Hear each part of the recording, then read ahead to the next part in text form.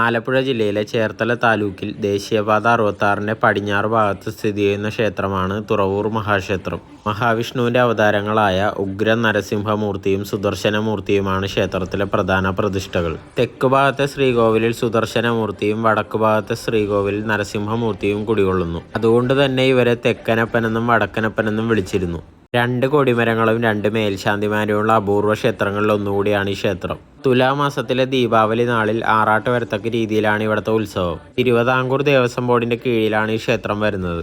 ഇവിടെ ഇപ്പോൾ പ്രതിഷ്ഠിക്കപ്പെട്ട നരസിംഹ വിഗ്രഹം ആദ്യകാലത്ത് കാശിയിലായിരുന്നു. ശങ്കരാചാര്യരുടെ ശിഷ്യനായ പത്മപാദർ പൂജിച്ചിരുന്ന വിഗ്രഹമാണിത്. ഈ ക്ഷേത്രത്തിന് രേഖകൾ പ്രകാരം 1500 വർഷത്തിലധികം പഴക്കമുണ്ട്.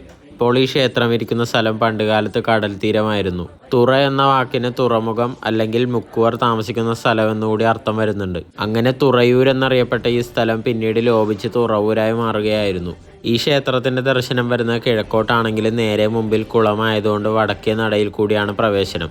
സാധാരണ ശിവക്ഷേത്രങ്ങളിലും ഭദ്രകാളി ക്ഷേത്രങ്ങളിലും കണ്ടുവരുന്ന പോലെ വെടിവഴിപാടാണ് ഇവിടത്തെയും പ്രധാന വഴിപാട്. ഇവിടെയും തൃപ്രയാറുമാണ് കേരളത്തിൽ വെടിവഴിപാട് പ്രധാനമായിട്ടുള്ള വൈഷ്ണവ ക്ഷേത്രങ്ങൾ. ഇതുവരെ ഇവിടെ വരാത്തവരുണ്ടെങ്കിൽ തീർച്ചയായിട്ടും ഈ ക്ഷേത്രം സന്ദർശിക്കുക.